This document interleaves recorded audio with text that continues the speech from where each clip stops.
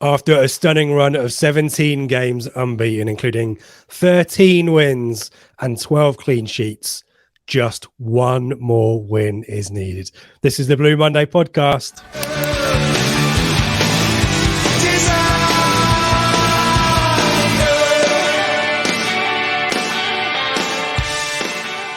Hello and welcome to the Blue Monday podcast discussing Ipswich Town up or down since 2015. I'm Richard Woodward and this is the Prematch show brought to you in partnership with our friends at the Greyhound Pub at Ipswich. We're available every week on YouTube video and podcast audio. And joining me, he's doing the John O celebration from Palace a few years ago, isn't he? Seb Brown. You've had a good week of games, haven't you? Amazing. This is phenomenal. I mean, we've all spent the last 48 hours watching the celebrations, the town in five. I must have watched that George Hurst goal, no exaggeration, probably 50 times in the last 48 hours. It's been absolutely phenomenal. Peterborough on Saturday, atmosphere was brilliant, nice sunny day. I think Joe said on the Flagship, it felt like when you leave, when you're like abroad or something for a game, when you leave the ground and everyone is still singing, and then Barnsley again was just next level. It's been phenomenal. Look at us. We're sat here with smiles on our faces.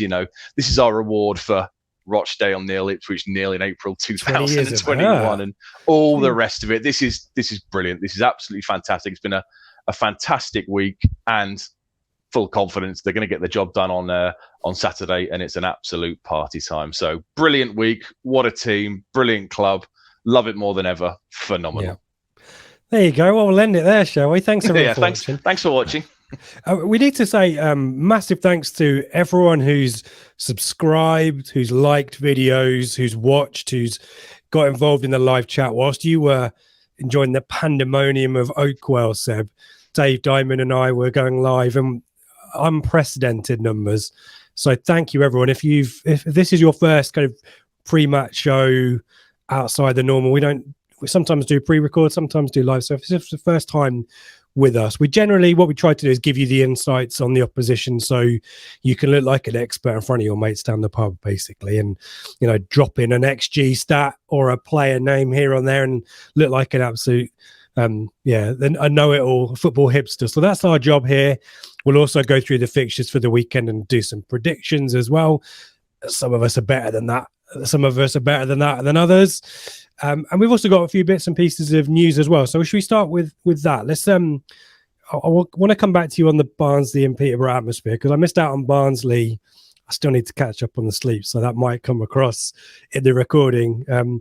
But worth pointing out a few bits and pieces of news. ITFC women's season also hopefully going towards a conclusion of promotion. It's a little bit more challenging for them, but they are home on Sunday. So if you are down here for the game on Saturday for Exeter and hanging around, in fact, if you aren't going to bed and just want to power through to the next day, head to the AGL Arena, get on the bus, a train or a car and support the Tractor Girls. Penultimate game of the season at home. Oxford, Watford are playing right now. That will have a real key bearing on the destination of the title. And Town face Cheltenham, who sit 8th in the league table, 25 points, newly promoted. So Town will be looking to get all 3 points there and take it to the last day, where they face Oxford. Could become a promotion face-off. So that's what we want. So do support the Tractor Girls. Head down to the AGL. All the details on the ITFC Women website. ITFC fans supporting food banks are back in the fan zone and have got drop-off points scattered around Portman. I think I've got a map. Yeah, there's an extra one for the away fans if you're an Exeter fan going and you want to contribute, or if you're a Town fan not sat in the Pioneer and can't get into the fan zone. There's one at the Bobby Robson statue this time as well. And it's the usual kind of canned goods, dry items. There you go. If you're watching on video, for those on podcast, small jars of coffee, jam, marmalade, tin fruit, etc. All the kind of usual stuff, including toiletries, warm clothes as well, cereal, all that jazz. So do support them. I think you can do cash donations as well, but at ITFC_FSF for all the details, all the timing, and to get involved if you want to as well, if you want to volunteer. And we were hoping to have Matt. We've had a little bit of a logistical brain fart here, so apologies to Matt from the Turnstile Blues crew. But they have got an issue out. What a great time to have a new issue, Seb? Ahead of the Exeter game on Saturday. Blues legend Marcus Stewart is the focus, giving an interview, a first of a two-parter, actually. So keep a lookout for the next issue, which will be at the start of next season for part 2. We're talking about his early life and career, the move to town, and the first bit will deal with the 99-2000 promotion campaign. So plenty of good stuff there. There's also an interview with ITFC women's midfielder Eloise King and her parents, Tracy and Chris, about what it's like supporting a women's player going through the game and trying to make it there as well. So hopefully some great insights there. Interesting stuff. Plenty of other bits and pieces, as always. The irreverent look at Ipswich Town from the crew at Turnstile Blues. And guess how much it is, Seb? It hasn't gone up in this day where everything seems to go up every single month. It is still only £1. Absolutely phenomenal. I don't know how they've done that, but that's you phenomenal. Can't even get anything for £1. Yeah, there it is. I was going to throw it back to you. Where was the line coming? Yeah, phenomenal. I mean, the work those guys do is absolutely brilliant, and to get that amount of content out for only £1 is phenomenal. So I'm sure the Greyhound is going to be absolutely rammed at the weekend. So hopefully they've bought a lot of extra copies this time, because they're going to sell very, very quickly. So I think they might start off at the Greyhound, but otherwise, they're on sale at Portman Road. They'll be hovering on every corner from 1:30, and all the proceeds from the sales will go to the Derby Rimmer Foundation as well. So supporting the charity that Marcus Stewart and his family are supporting as well. And do head down to the fan zone at 1:30 as well and support our mate Bits, who's having his hair shaved off for the Derby Rimmer Foundation as well. So good on you, Bits. We've retweeted that and we've donated as well. But at Turbo the Sailor, if you want to get involved in that, and if you want to head down there and watch it in person, fan zone at 1:30, I believe. So there you go. I think that's all the bits and pieces of news, Seb. Before we talk about Exeter, I just want to, as someone who wasn't fortunate enough to be in the away end, that 5,000 wall of blue and white on Tuesday night was making all kinds of noise. Give me some insights of what it was like, because these kind of moments are very rare, or hopefully there'll be more of them in future. But yeah, it's been a while since we've seen scenes like that. It is. I mean, yeah, I was too young to do away games 23 years ago when we got promoted, so I've got no experience of what I would deem to be a really crucial game at this time of the season that's really meaningful. I couldn't do many in 14-15 because of my job commitment. So for me, it was a bit of the last two. Peterborough and Barnsley have been up there in my away days at Ipswich Town. They're probably both top 5, if I'm being honest. I think Helsingborg will always be my number 1, but apart from that, those 2 nights were phenomenal. The atmosphere was brilliant at Peterborough, and then at Barnsley, I mean, you guys would have heard it on the iFollow coverage and the radio. You can hear it on all the highlights that have gone out. The 5-6 minutes of Blue Army was just goosebump kind of stuff. It was phenomenal.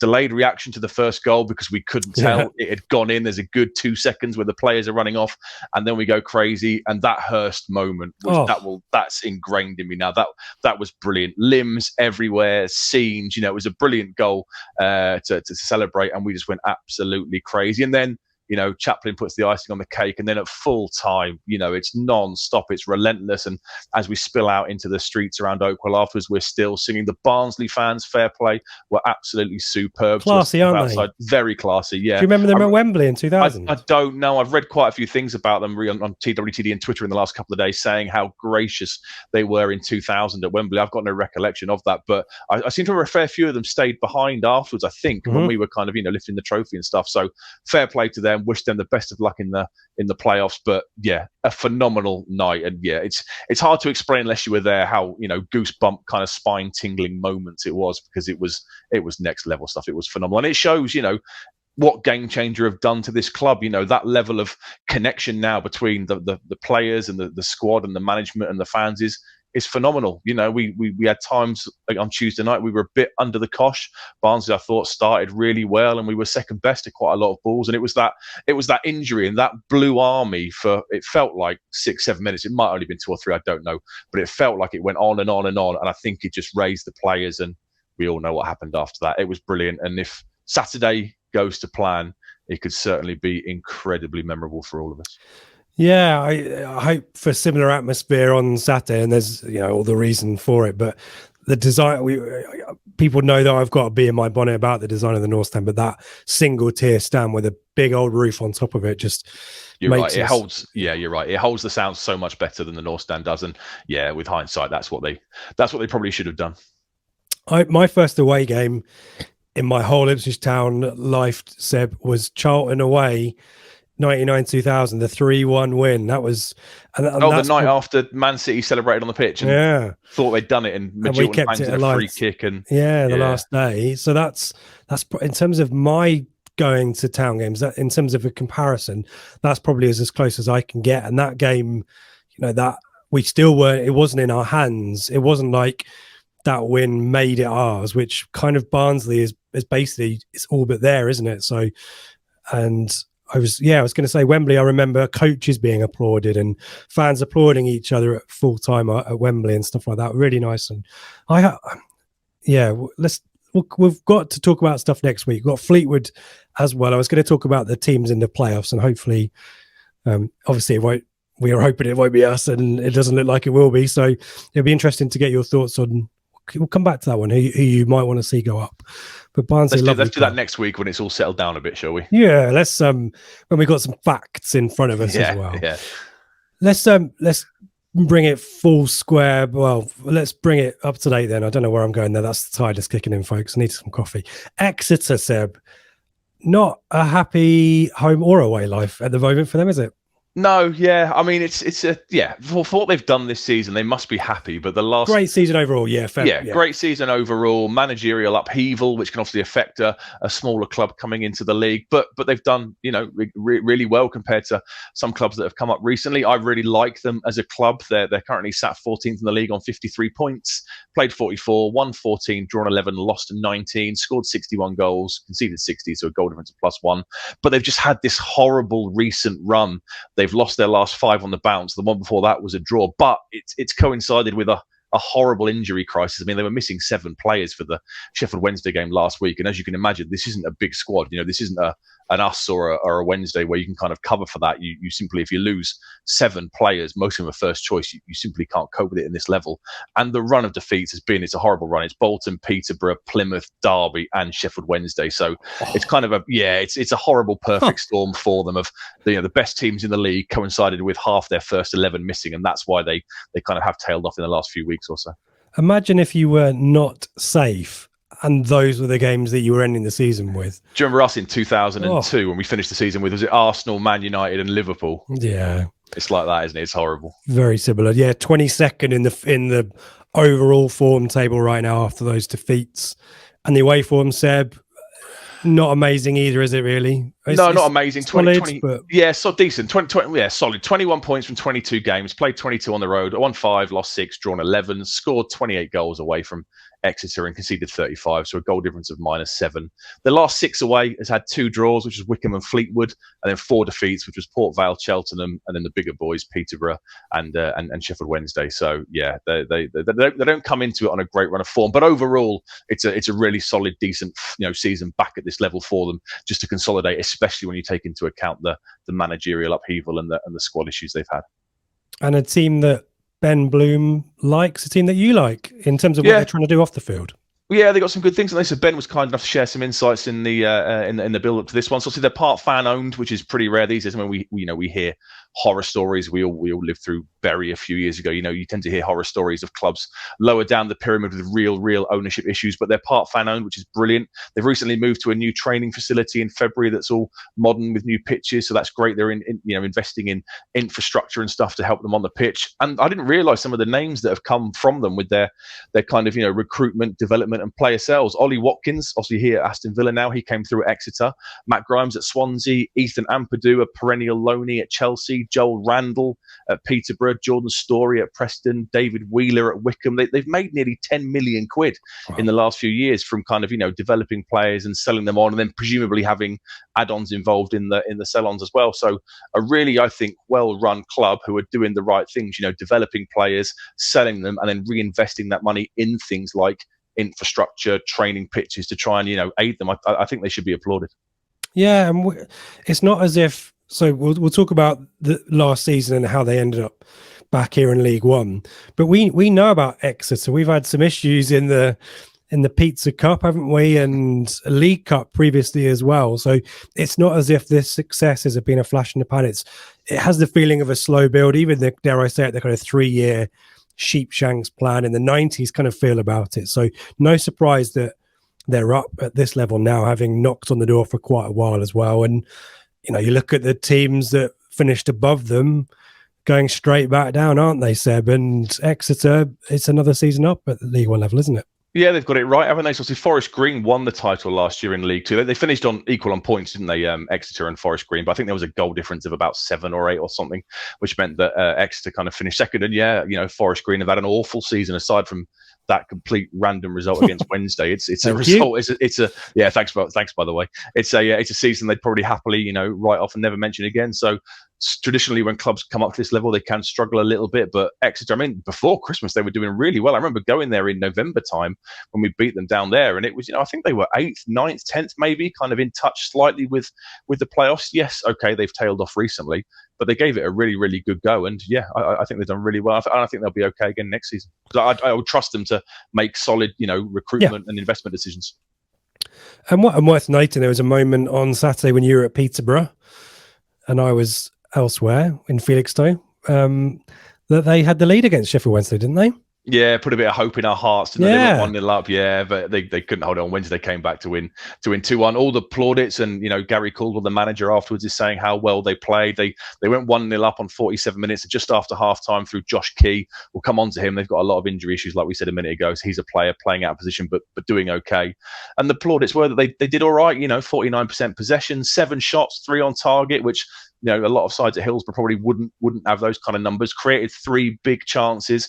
They could only name 6 players on the bench due to this injury crisis. So you've got 7 first-teamers missing or unavailable due to other reasons. You've got a bench one man light, but they gave a decent account of themselves. And I guess that should maybe be a bit of a shot across our bows, potentially maybe for the weekend. I'm guessing that Wednesday would have gone into that one thinking this will be straightforward. And in the end, they did want it and they had the better of the statistics. But on their day, Exeter, I think, are capable of causing problems and causing, a bit of chaos maybe. Yeah, I think that's a great shout. Yeah, we'll obviously give our predictions for the game and try and anticipate how it might play out. But definitely a fair warning sign there, albeit Sheffield Wednesday's form not nearly as good as ours are right now, but nevertheless. And we mentioned our recent toils down in Exeter, but actually the game earlier in the season, live on Sky, Saturday lunchtime, pretty routine, wasn't it? Pretty comfortable. It was, wasn't it? Yeah, it was during the World Cup. Is that why it got moved? It got shifted, didn't it? We were planning on making a trip down there, and all of a sudden it went to 12 p.m. kickoff, which meant we had to leave our respective homes at like 4 a.m. or something.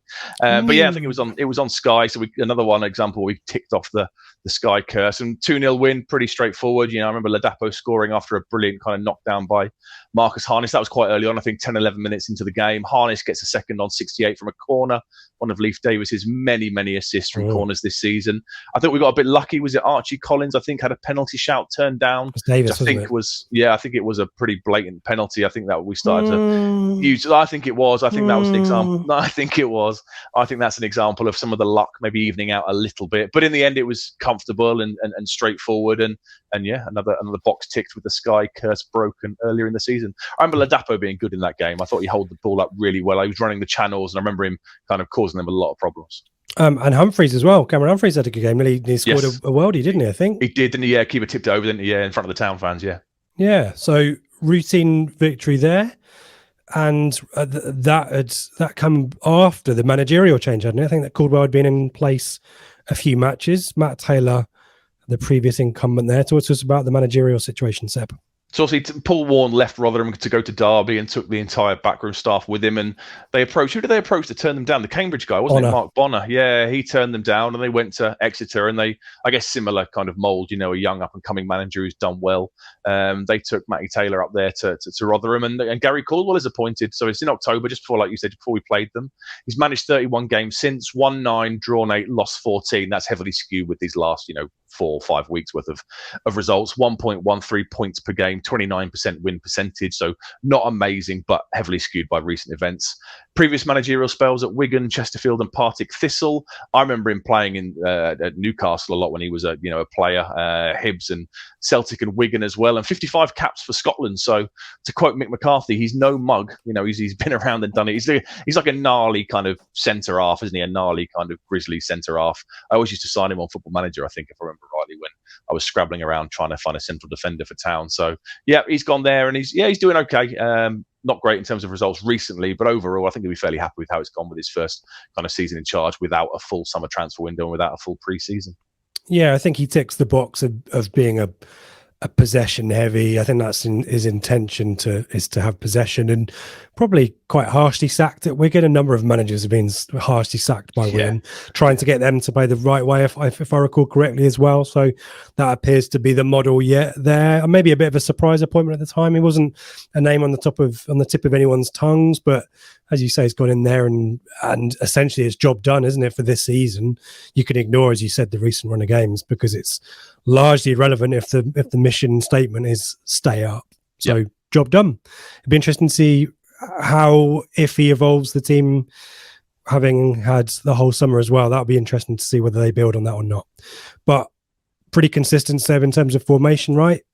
Yeah, 3-4-1-2 is what they do. I don't know if they might look to change it up coming to us, but that's been used 31 times in the league so far this season. So that's pretty much what they do, a three at the back kind of team with two strikers when everyone's available. Like I said earlier, they've got this huge injury crisis. So the two up front are very much make weights at the moment.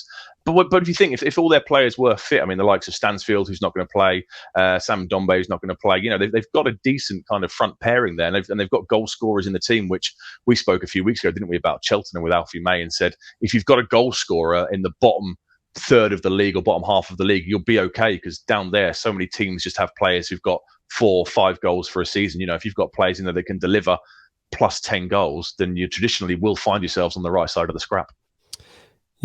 And Giovanni Brown's also unavailable as well. There's caliber there, isn't there? And We'll come to player of the season, Ricky Marth. We'll finish with him for Craig. Well done for using the correct title. Well done, sir. Craig will be pleased. Yeah, he doesn't listen. I like the keeper. One of these perennial Chelsea loanees, wasn't he, Jamal Blackman? Yeah, Jamal Blackman, he's had a million loans out from Chelsea and finally found himself a bit of a home. 8 clean sheets in 37 appearances so far this season. So pretty decent again for a side that's, where they are in the league. The centre-backs, the 3 at the back, will be Pierce Sweeney, he's the captain, Will Amerson in the middle, and Alex Hartridge on the left-hand side of it. The fullbacks are pretty consistent. Jake Caprice in the right fullback role's got a goal and 2 assists from 35 appearances. And Jack Sparkles, I like that name, Jack Sparkles, 1 goal, 2 assists from 33 appearances. So the back 3 and the fullbacks are pretty solid, I would say, as is the goalkeeper. It's further up the pitch where they've got the issues at the moment. Yeah, I like Caprice, the right wing back. I'm just trying to check his age because I think he might be getting on a little bit. I might be wrong. No, I think I'm wrong. He's 30. Okay, not as bad as I thought, but pacey. Christ, don't say they're getting on there at 30, mate. That makes us OAPs. Still both in our 30s. Both in our 30s. Yeah, clinging on for dear life, though, over here. Yeah, let's talk about the midfield. This is the key player for me, Archie Collins. He's it sounds very patronising. I think he's a lovely little player. That sounds incredibly patronising. Cracking little club. Great, yeah, brilliant. I do like him. He's got 4 goals, 2 assists in 43 appearances. Very much box to box. Averages 56 touches per 90 with a 78% passing accuracy. So he'll be the one that drops deep and picks the ball up off the centre arse and looks to get the side moving from central midfield. I think he's of a good age. He's not too old. I think he's out of contract in the summer. So I would suggest that somebody in the league might get themselves a bargain if they can do some solid business. But he's a player I really like. Harry Kite is likely to be the other central midfield player. He's a youngish lad, only 21 years old, 3 goals and an assist in 38 appearances. He kind of likes to drift right a little bit and link up with Caprice in that right wing back role. But for me, Archie Collins is the man that makes them tick and the one to look out for. The benefit of Harry Kite. Yeah, let's talk about the issues up front then. That's one for the Beatles fans. That's deep cut there. You mentioned some big names who are out. I mean, should we give their stats just to illustrate the extent of the issue? Yeah, so Sam Nombe, 15 goals, 6 assists, not featured since the Plymouth defeat on telly 2 weeks ago. He's doubtful for the weekend. Jay Stansfield on loan from Fulham, that brilliant moment when he scored, the club that his dad obviously was at. 6 goals, 7 assists, not featured since the Plymouth game either, so they've both been missing for the last 2 weeks. Kevin McDonald, ex-Fulham central midfielder during their probably 2017-ish spell where he's kind of the deep sitting one. I think he once made a £2 million move in the Premier League at one point. He's been out for the last 3 weeks or so. Giovanni Brown's unavailable due to off-field matters since the end of January, start of February time. So they are missing a lot of players. So what they've done is they've kind of shoehorned these 2 players into the front 2 positions. Josh Key, who is traditionally a right back / right winger. He's up front. He got the goal last week at Hillsborough, 4 goals and 1 assist in 40 appearances. And Josh Cowley, who's kind of a left forward, left winger. He's kind of slotted in the other role. 8 appearances, no goals, but they're both playing out of positions. They're both relatively young, out of position. It's a really hard gig for those two at the moment in those striking positions, given the absence of other players. Yeah, it makes it all the more tougher against the calibre of opposition they've had of late. And dare we say that they'll face on Saturday? Let's come down to it. Another player who will be unavailable, presumably unavailable, if Mark Ashton's got his negotiation right. Isn't it? It's a league stipulation, isn't it? That you can't play for a loan at somebody against your parents' club. I think so. I didn't think it was an option. Yeah, player of the season, Raheem Harper, sub option in recent weeks, made 20 appearances so far this season, 13 of which have been starts. Only 1 goal, 1 assist. He got quite a lot of praise in the Peterborough defeat. He got heavy praise, I think, from Gary Corwell and some of the fans there, but he's just not kicked on again for the kind of the second year running. I mean, what would you do with Harper in the summer? We're going to find this, if we come back for pre-season and everyone's back in the building, our midfield is going to be ridiculously overstocked, isn't it? Do you think he's one that moves on, or is he a mutual consent FC, or is it a loan again, given his wages, and he might have a contract increase for wages if we get promoted? What would you do with him? I'd be looking to get a nominal fee, but the last time I saw him play was the assist for Colchester United. So from that point on, he just didn't look at the level that we need. And if you speculated or suggested that maybe even Lee Evans might be leaving or maybe let go in the summer, Harper's got to be even more so. I would further down. It's a shame. Yeah, but we didn't pay much, did we? Was it 200-300 grand? It wasn't a lot, was it? So it's not sure. A punt that hasn't worked out. I mean, it's a 4-year contract, so he's still only going to be halfway through his contract, which I think seems a bit crazy. But I assume that might stymie a fee, because he'll be on big money with us as well, so that might be an issue. Will have increases, won't they, if we go up in terms of wages? So suddenly it might be even harder to shift come July the 1st when the new rates kick in. So that might make it a loan. Yeah, and then as you say, you got Elmers, you got Evans, Kamara, Ball. Hopefully Luongo signs a deal as well. So, an abundance of options, and Humphreys as well, having had moments in the season where we only had 2. So we move on. In terms of the bits and pieces of stats, we always try to finish on the stats, but they don't really tell us a huge amount that we don't already know. Do they, Seb? The goals scored, average? It's all very middling, isn't it? The stats kind of give the same reading as their league position. So 28 goals scored away from home is 11th in the league, 20 from open play, 3 from counter attacks, which actually is the joint first with us. So I guess if they are going to be a threat, watch out for them hitting teams on the counter. 4 have come from set pieces, which isn't amazing. It's the 16th best in the league. Average 11 shots per game, which is 15th. Again, very close to their league position. Only 3 on target per game, which is 17th. So not amazing. But the XG is not terrible. XG 1.35 in away games is the 9th best. Their goals per game is slightly below that. So they're great. When they do take a shot, it's generally of better quality. They don't muck about just picking shots from all over the place. It's interesting you chat about the counter-attack goals, because in terms of style of play, there's a lot of dribbles per game. So maybe it shouldn't surprise us. Pace out wide, pace up front, previously under Stansford, certainly. But you've said there are wingers playing up front. So maybe that's the threat for them. It's the pace, isn't it? It's their natural game, isn't it? So they kind of average just under 50% possession for their games away from home, which is the 10th best in the league. 70.4% passing accuracy is 9th. Like you say, 8 dribbles per game is the highest in the league. So I guess that's a combination of the fullbacks and those kind of 2 players up front who are traditionally wingers and will look to take on fullbacks and run at their man, doing that in a slightly different area of the pitch. Fouls 1 is 8 per game, which is the fewest in the league. So maybe not overly streetwise and not going down when they perhaps need to. You sometimes need those moments when you just kind of commit a silly foul or win, buy a cheap foul to kind of relieve some of the pressure in the game. They're not great at that. And also they're not very good at pressing. They are 20th for possession 1 in the final third of the pitch, which is how we measure possessions. How we measure pressing. So not great at pressing either. Which again might be because of their issues they've got up front and stuff. Yeah, and defensively, in the goals against, they concede quite a few, don't they? 35 goals conceded away. It's definitely in the lower half, possibly again skewed by the recent run of games, perhaps? Yeah, the last few weeks. Yeah, 25 of those have come from open play, which is 17. 9 goals conceded from set pieces. Uh-oh. That's the joint 6th worst in the league. So with Mr. Davis, or maybe Morsey was taking them, wasn't he, on Peterborough, one of those two. Maybe they'll be looking to take full advantage of that. 6 clean sheets away from home isn't that bad. 11 in 22 games, that's 11th in the league. They concede on average 13 shots per game, which is 14th. Aerially, they're not great. Aerial duels 1 is 20 per game, which is 17th in the league. So yeah, some of the defensive stats are kind of reflective of where they are in the league, but they are not very good at defending set pieces. And then you and I have done a little bit of independent research for one another with conclusions that slightly contradict each other. Do you want to start with yours and then I'll weigh in with mine? I'll tell you why they contradict each other. So my one is that they are not a team that starts games overly strongly. So they've scored 4 goals. First 15 minutes though, yeah? Yeah, 4 goals scored all season in the opening 15 minutes from games is the joint 2nd worst. I think only Accrington were behind them. So it's not a side that starts amazingly. However, once I wrote that stat down, I then found out there was a tab next to it and I'd forgotten to press away. And I was looking at the overall number, and away from home, all those 4 goals have been scored. So the 4 goals isn't great, but they have all come away from Exeter. It's which means they're terrible at home. Yeah. Okay. It'd be interesting to see what it is for the rest of the half, though, because I quite like this.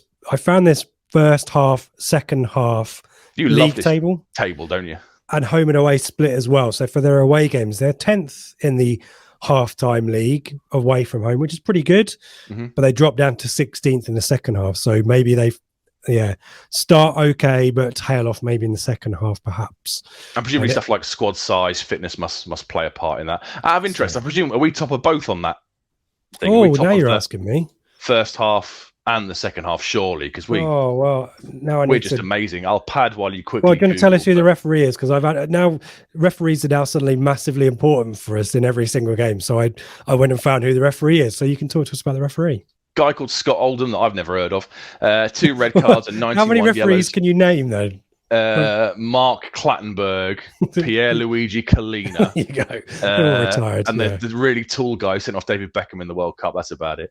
Yeah. He's ref 5 games in the league, 1 win, 1 draw, and 3 defeats. They were Plymouth and Burnley away. And he did the Ipswich 0, Oxford 0 game last season, which finished 0-0, didn't it? With the awful S-Housery that started on about 20 minutes from Oxford. So maybe not the best omen for the referee, but it doesn't matter because we're amazing anyway. It doesn't matter. So in the home halftime league, maybe Plymouth. No, surprisingly, home halftime, Sheffield Wednesday top of the league. Okay, if you can believe that. In fact, home halftime table, Plymouth are 7th, we are 4th, and then the second half we are top. That's all those 93-minute equalisers Plymouth scoring. Second half, sorry. Yeah, exactly. Plymouth are top second half. Ridiculous turnaround. We are second, Sheffield Wednesday are 3rd. Okay. So there you go. So that's just the home split. But yeah, I quite like totally meaningless, but no, it's not meaningless. I think it gives you a little bit of a sense, but in terms of X season, possibly not a huge amount. Little bit worse in the second half is basically the score. Yeah, and we talked about the ref. We'll come back and we'll talk about us for all of 10 seconds. Back in a sec. Innovation Labs is business hub and co-working space with strategic locations across Suffolk. Our aim is to foster innovation, entrepreneurship, business growth, and the development of an AI centre of excellence in Suffolk. Monthly hot desks are available from just £79. For more info, head to innovationlabsgroup.com or contact info@innovationlabsgroup.com. Innovation Labs, providing support for businesses across Suffolk. Locations in Stowmarket, Ipswich, Sudbury, Woodbridge, with more to follow. So Ipswich, Seb, will be unchanged, won't they? Yeah, don't change anything. Don't change anything. And then I guess if it gets to 70 minutes and it's comfortable, then the likes of Ladapo deserve a decent run out as well, don't they, for their contributions over the season? I mean, I had to remind myself earlier. I mean, I've kind of think it's an absolute gimme, but I did kind of think, there is a slight chance that this might not go to plan, and we're suddenly making all these pre and post match celebration kind of plans, and I suddenly thought, we still actually have to go out and win a game, don't we? I think it's a formality for what it's worth, but we do still have to show a bit of respect and stuff to Exeter. So go absolutely full strength. The team picks itself these days, doesn't it? And get the job done, and then give the other players that have contributed well throughout the season a bit of a run out at the end to take the plaudits. I think the fact it's at home partly builds into that narrative, but we plan ahead, but at no point have I ever said about any game, and I will be consistent today. You were very happy on the post match. When I drove back from Barnsley, there were various road closures. So it took me over 3 hours to get home. So I had you and Dave trying to sort of keeping me awake at 1:30 on the M56, and you were as happy as I've heard you sound. It was great. Yeah, but every half an hour I went, got to do the job on Saturday.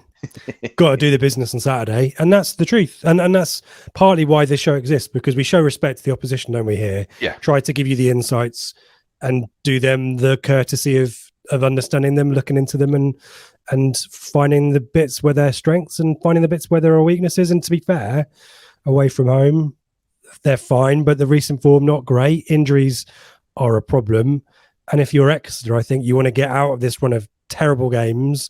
Get some more. It's Morecambe at home on the last day of the season. Admittedly, Morecambe might have something to play for, but you finish the season in front of your home fans if you're Exeter, and you win that one. And if you can, you can annoy, frustrate, disappoint Ipswich fans for a bit, then great. But yeah, the momentum, the form, the atmosphere, the crowd, it's a tall order for Exeter, right? But you say that, but they really hate Plymouth. They will not want Plymouth to win the league, will they? Right. So like Barnsley, don't want Sheffield Wednesday, because I don't think anyone likes us. Every time I go on Twitter, everyone's bitching about how much money we've spent and how arrogant our fans are, which is absolute bollocks. Given we've been bloody. I've been quite cocky for the last 2 months. You have, I haven't. I'll give you, but I was right. You can clip it. Start with him. Go back Look to. at I think him. Was it Derby? You, me, and Dave, and I said I think we're gonna. I think I said win the title, so that's unlikely. But I think I said we'll be celebrating after the Exeter game on the Cornhill. So yeah, I think that's about 2 months ago now. Was it maybe not even that? I can't remember. But yeah, I've been cocky. I'll give you that one. But yeah, the vast majority. I think you are confident. Deluded. I don't think there's. So there's a thin line between confidence, but in my defense, I've seen them play pretty much every game for the last couple of months, 3 months maybe. So my confidence was born out of an awful lot of passing the eye test. Here's one for you. You haven't sung it all season, and I can vouch for that. I've been at away games with you. At what point will you join in the Kieran McKenna song? I join in the Kieran McKenna song. No, you don't sing the last line, do you? I don't sing the last line. Well, we're not, are we? Oh, brilliant. Right, so you're not good. Right, brilliant. Okay. Pointless It's 4-0 in the 89th minute, and all of Portman Road is singing it. You'll do it and still refrain from the final line. I'll do 2/3 of the chant, yeah. Town are going to win the effing league. No, they're not. Not inaccurate. If we're 4-0 up on Saturday, I might join the "We Are Going Up" chant. Right, okay. Yeah. No, I do enjoy myself. I am one of these people that sees no point looking beyond the job at hand, and the job at hand is Exeter. So what will be after be controlled. That makes fun even more fun when it's controlled and rigid. Yeah, why not? Brilliant. different mean. Different fun for different needs. We are at different ends of the supporter spectrum, I grant you. But there would be people. You're rational, intelligent, insightful, and I just go, "We're going to win everything." Brilliant. Me representing the silent minority, I think, who are just like, let's just do the business and. Look, but you trust this team. Prove right. Well, have I been proven wrong? Is that what you're saying?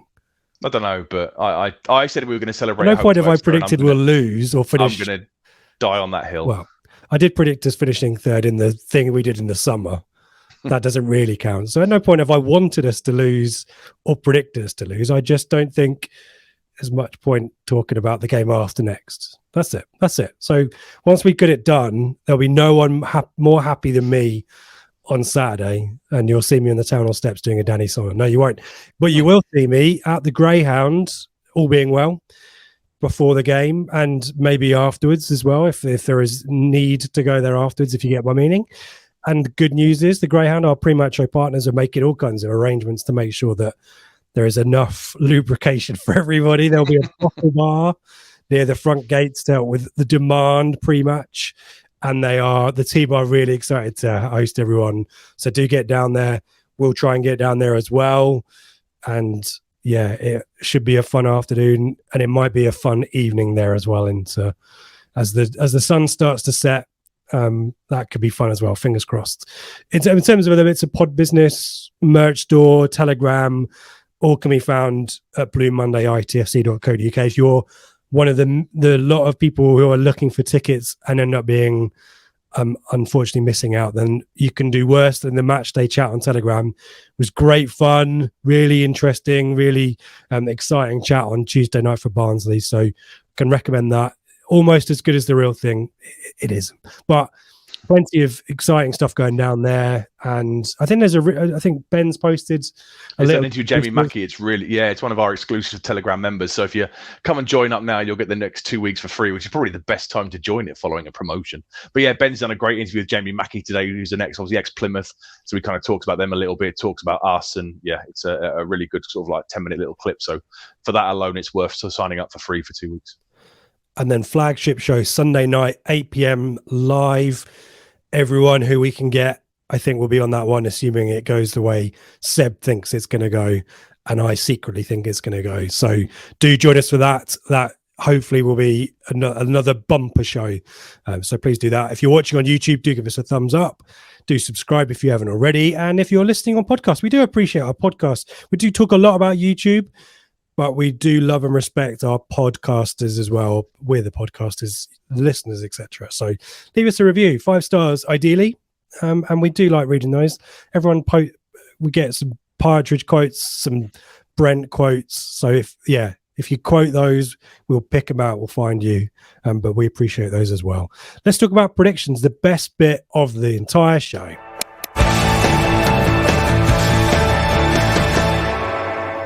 Is it over, Seb? I gave you a choice. I gave you a chance earlier in the week, and you rudely turned me down. A chance for what? I said next goal wins for a laugh. Yeah. As in this week's prediction. So the winner this week took everything. If Sheffield had nothing to lose, obviously, Sheffield Wednesday offered that to us, do you think we'd take it? It's a bit like, do you remember when the COVID season was curtailed and Marcus Evans said, any side that wants to keep playing should just be promoted or whatever it was. Let's create a mini tournament and we can all keep going. Yeah. Of course, yeah. So, no, you have beaten me. And what's the forfeit now? I have to, we'll go on. What's the... So we'll find a T-shirt. Well, we won't find a T-shirt. That's pretty easy. We'll find a photo, I think, of me. I think we said my face, didn't we? Each other's faces on a T-shirt. Yeah. Kind of Steve-O's tattoo style. A witty saying, and I have to... Is it the first home game of the season? I have to wear it. Well, it's definitely on the podcast. I'll do that. You said it needs to be the first home game of the season. I wasn't going to go that far, but don't remember saying that. No.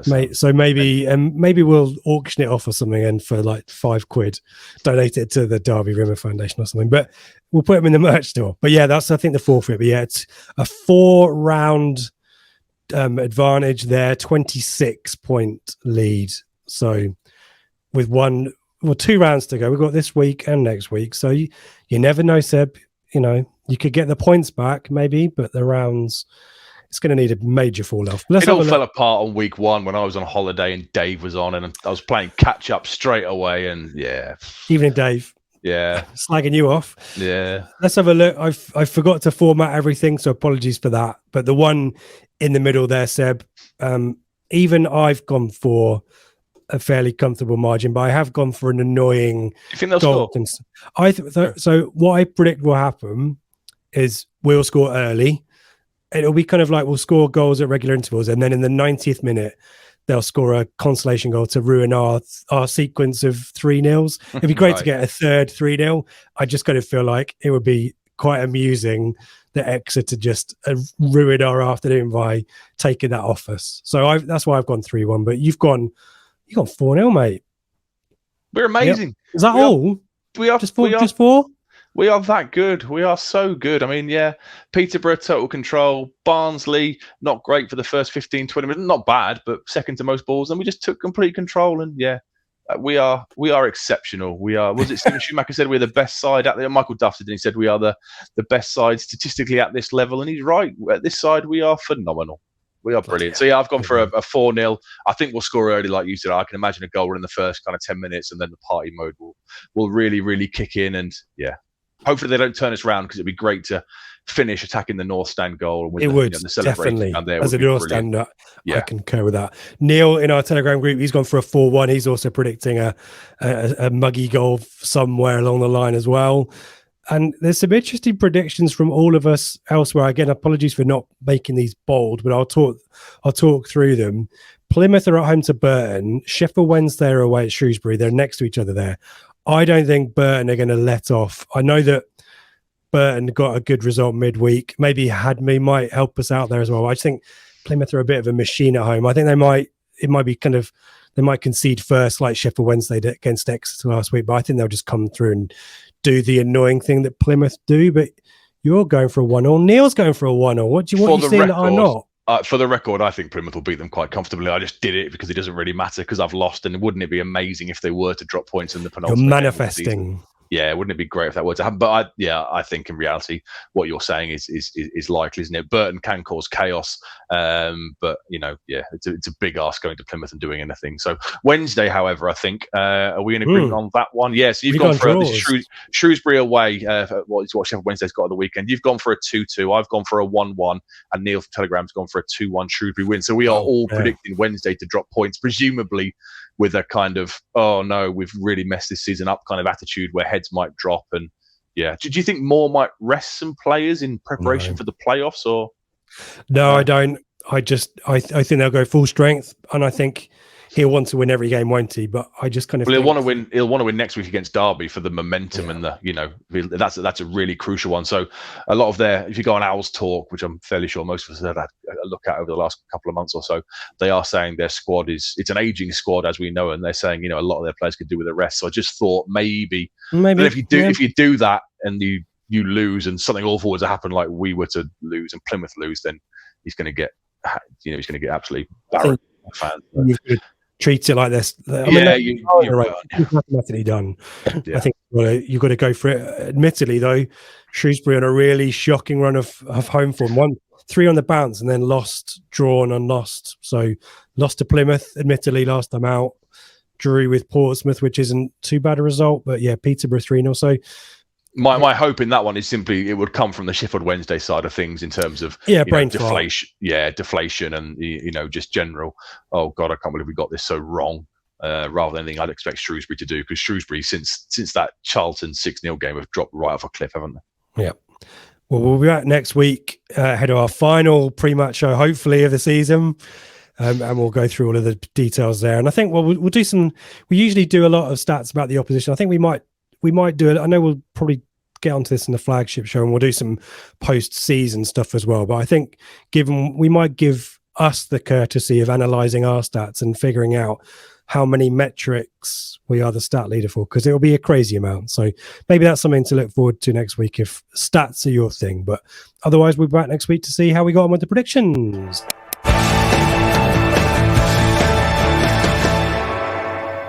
Thank you if you've made it all the way to the end. We need to point you in the direction of Turnstile Blues on Saturday. Ipswich Town fans supporting food banks as well. We need to say thank you to the Greyhound. We'll see them on Saturday. We need to say thank you to Innovation Labs. Thank you all for listening, for watching. Please do give us a thumbs up. Do subscribe. Do give us a review. Let us know you're there. And hopefully we'll see everyone for the flagship show. And Seb, thank you as always for your research, your insights, your unbridled optimism. Any final thoughts before we say goodbye? No, you can have the sign off, mate. It was when we switched it to you, we started on that amazing run of form. So you've earned this one. Enjoy it. Come on, you Blues.